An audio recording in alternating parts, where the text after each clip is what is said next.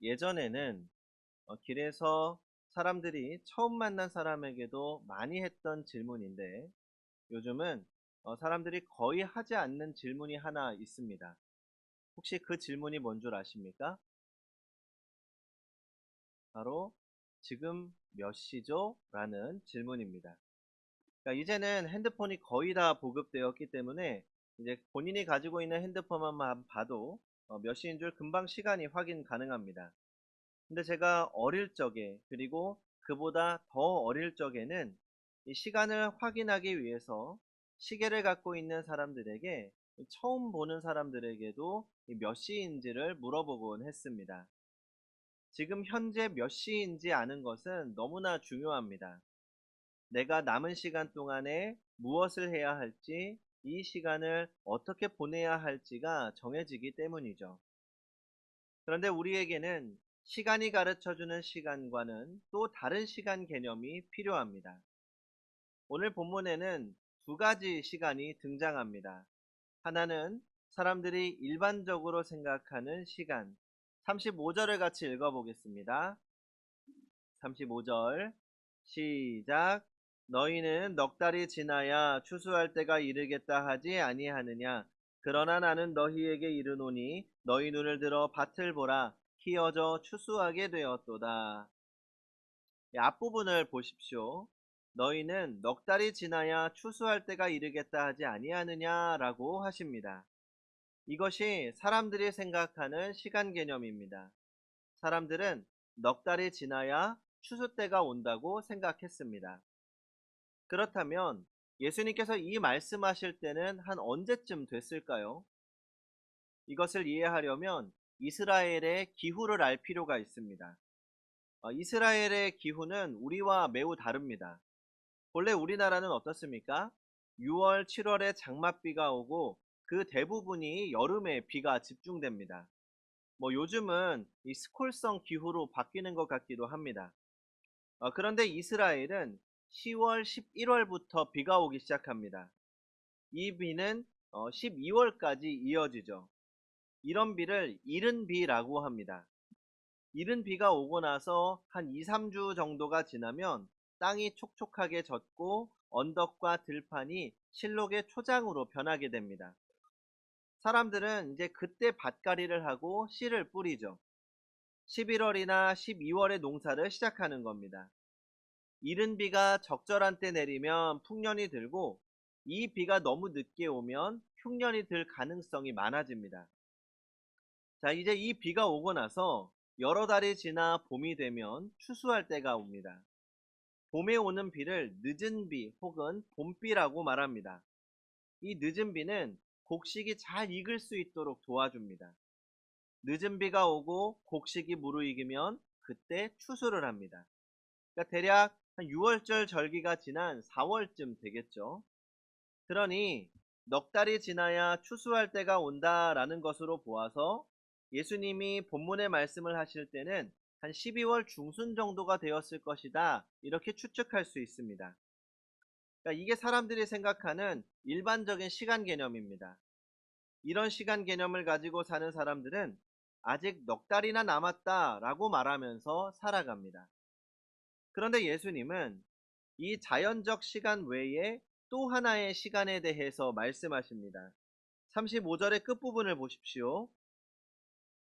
그러나 나는 너희에게 이르노니 너희 눈을 들어 밭을 보라 키어져 추수하게 되었도다 라고 하십니다. 사람들은 넉 달이 지나야 추수를 할 것이라고 생각하는데 예수님은 이미 추수할 때가 다 되었다고 하신 겁니다. 그러니까 예수님의 시계는 사람들의 시계보다 넉 달 빠르게 가고 있었습니다. 예수님은 왜 이렇게 말씀하신 걸까요? 예수님이 이 계절의 흐름을 알지 못하고 계신 겁니까? 그러니까 예수님이 모르실 리가 없죠. 그럼에도 예수님은 왜 키어져 추수하게 되었다라고 말씀하셨을까요? 첫 번째로 천국의 추수가 이미 시작되었기 때문입니다. 성도 여러분, 추수는 세상에만 있는 것이 아닙니다. 천국에도 추수가 있고 그 천국의 추수는 이미 시작되었습니다. 또 우리는 곡식을 추수하는 농부이기 이전에 하나님이 추수하실 대상인 곡식입니다. 이 사실도 잊으면 안 됩니다. 자, 그러면 추수는 어떻게 이루어집니까? 농부는 곡식을 알곡과 쭉정이로 가립니다. 알곡은 모아서 천국이라는 창고에 쌓습니다. 그러나 쭉정이는 모아서 불에 태워버립니다. 여기서 불은 영원히 멸망할 지옥을 의미합니다. 그렇다면 알곡과 쭉정이를 가리는 기준이 무엇입니까? 알곡이란 속이 꽉 찬 것을 말합니다. 속이 빈 것은 쭉정입니다. 알곡이 되려면 자신을 꽉 채워야 합니다. 그러면 우리는 무엇으로 채우면 좋겠습니까? 그 대답은 한 가지뿐입니다. 예수님으로 채우십시오. 예수님으로 채워서 속이 꽉 찬 알곡이 되기를 바랍니다. 예수님이 안 계시면 그 사람은 속이 빈 쭉정이처럼 됩니다. 겉으로 볼 때는 속이 꽉 찬 것 같지만 사실은 속이 텅 빈 현상은 세상에 얼마든지 있습니다. 고든 맥도날드 목사님이 쓰신 내면 세계의 질서와 영적 성장이라는 책을 보면 이런 이야기가 있습니다. 플로리다의 한 아파트 주민들은 어느 날 아침 눈을 떴을 때 창밖에서 벌어지는 무시무시한 광경을 목격했다. 그들은 아파트 바로 앞에 있는 도로에 집안이 내려앉아 플로리다 사람들이 함몰 웅덩이 증상, 싱크홀이라고 부르는 현상이 일어나고 있는 것이다. 계속 꺼져 들어가는 웅덩이 속으로 자동차와 도로, 잔디밭이 함몰되어 갔다. 이제 아파트가 무너질 차례였다. 이러한 함몰 웅덩이는 가뭄으로 지하수가 고갈되어 지표를 지탱할 힘을 잃을 때 생기는 현상이라고 과학자들은 말한다. 갑자기 모든 것이 땅속으로 꺼져 들어가면서 딛고 있는 땅조차 안전한지 의심스러워진다. 수많은 사람들이 함몰 웅덩이와 같은 삶을 살고 있다. 땅속이 텅 비어버렸습니다. 그러나 사람들은 알지 못합니다. 땅속이 비어있는데도 불구하고 그 위에는 더 크고 더 화려한 건물들을 지어 올립니다. 그 결과 땅은 꺼져버리고 맙니다. 마찬가지로 많은 사람들이 세상의 자랑거리들로 더 화려한 인생의 건물을 세우려고 합니다. 돈과 명예와 권력의 고층 건물을 짓습니다. 그러나 자신들의 인생의 땅속이 텅 빈 것을 알지 못합니다. 그러다가 무너지고 맙니다.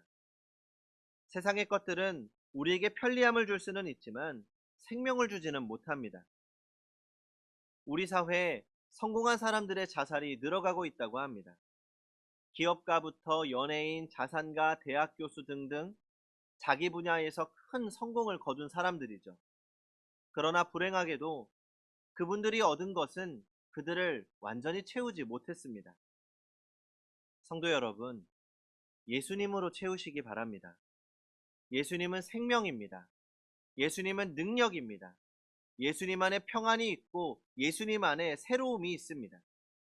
성경과 기독교 역사 속에는 텅 빈 가슴을 예수로 가득 채운 사람들의 이야기가 등장합니다. 니고데모는 유대사회 최고의 기관인 사내들인 공회의 일원이었고 존경받는 랍비였으며 재산가였습니다. 그런 니고데모도 예수님으로 채워지기 전에는 공허한 삶을 살았던 인물입니다.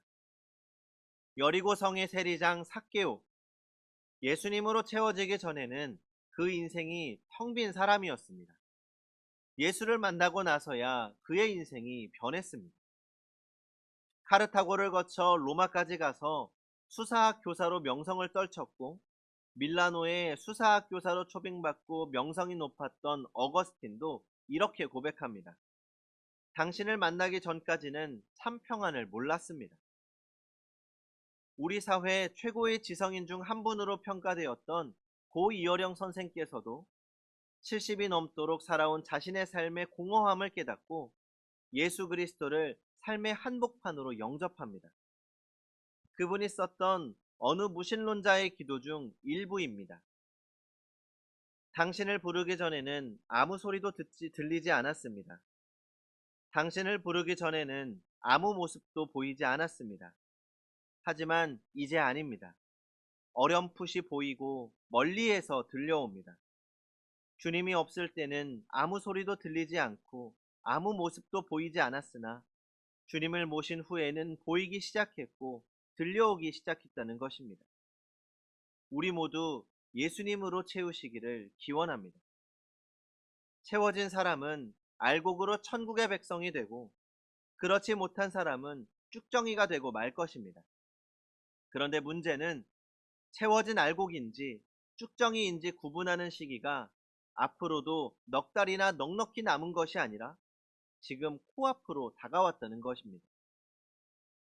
기억하십시오. 이미 추수가 시작되었습니다. 넉 달 후라고 방심하면 안 됩니다. 유대인들은 오랫동안 메시아를 기다려왔습니다. 메시아가 오시면 자신들의 인생을 채울 것이라고 믿고 기다렸습니다.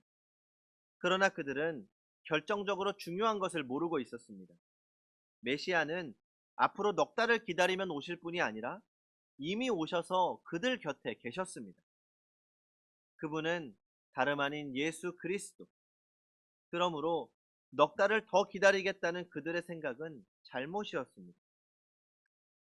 지금까지 바라보던 시계는 그만 바라보십시오. 예수님으로 채우는 일을 뒤로 미루면 안 됩니다. 어서 서둘러서 예수 그리스도의 은총으로 채우시기를 바랍니다. 부디 새로운 시간을 마음에 담고 새로운 시간으로 사십시오. 성도 여러분, 시간은 마음속에 있습니다. 사람마다 시간의 흐름에 대한 감각이 다릅니다. 어떤 사람은 아직 시간이 많이 남았다고 말합니다. 그러나 우리는 넉 달 빠른 시간을 마음에 담고 살아야 합니다.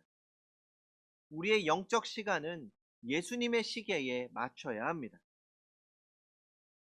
우리의 영혼의 시계 바늘을 넉 달 앞으로 돌리십시오.